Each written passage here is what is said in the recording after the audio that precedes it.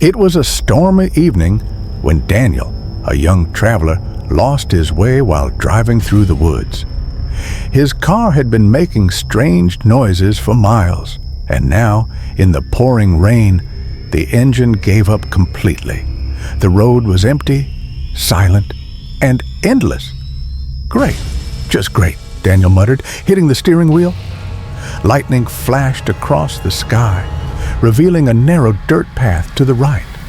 At the end of it stood a house, tall, old, and dark, with broken shutters hanging loosely. Daniel hesitated.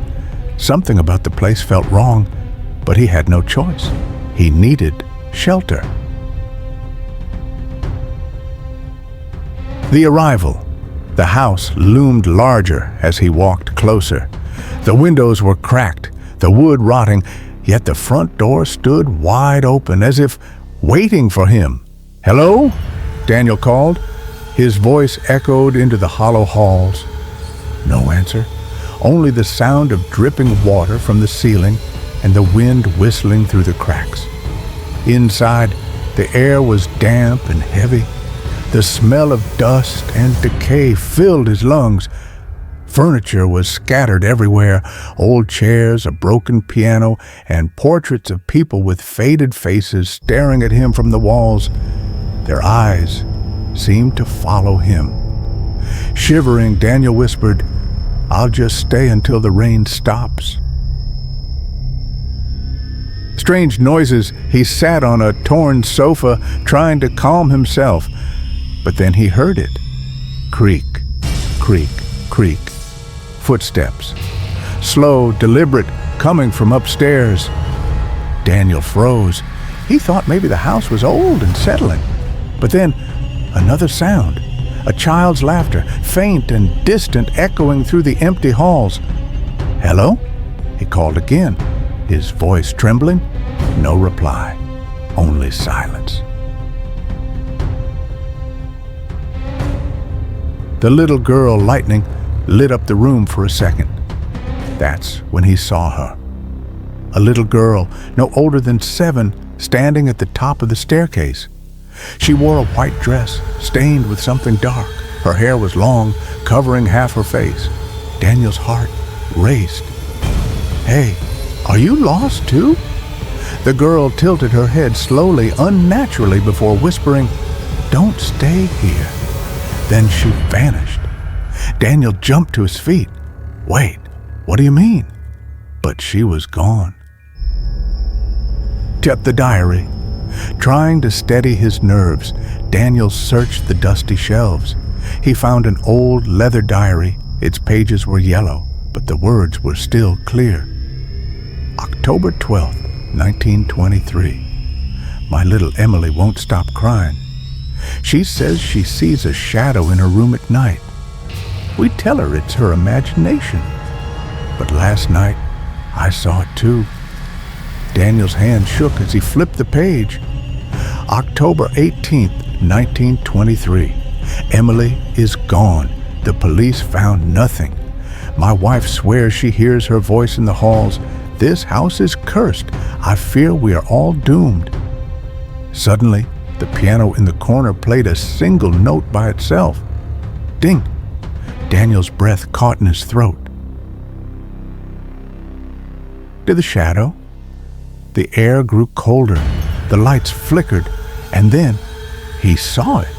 A tall, dark shadow moving along the wall, though nothing was there to cast it.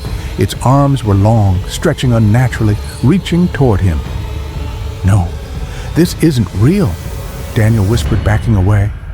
The shadow slid across the wall, closer and closer, until it loomed right behind him. He felt icy fingers brush the back of his neck. The basement. Daniel bolted. He ran through the hallway, desperate to escape. He pulled at the front door, but it wouldn't budge.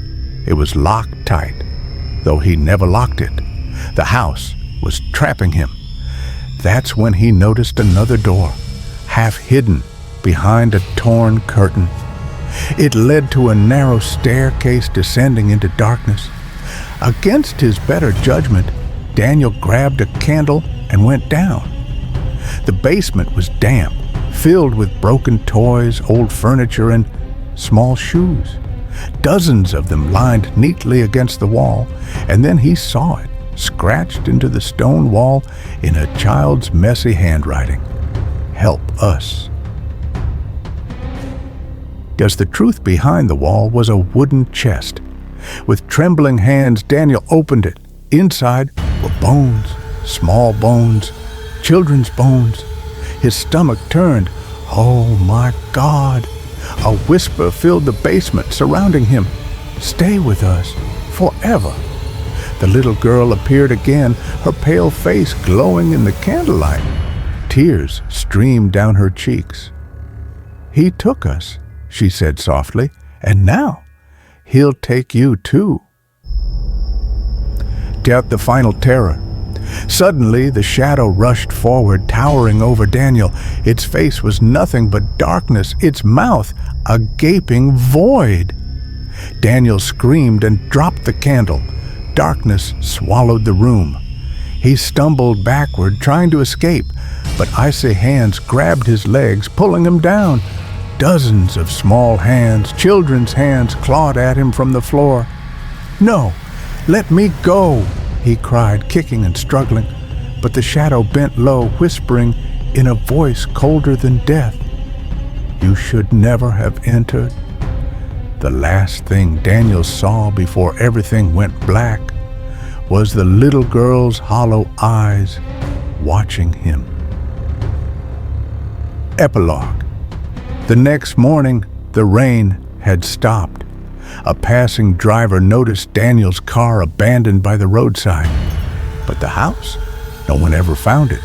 Some say it appears only to the lost, the desperate, and the curious. And once you step inside, you never leave. If you ever find yourself driving near Hollow Creek and you see a lonely house at the end of a dirt path, keep driving, because if you go in, the shadows will be waiting.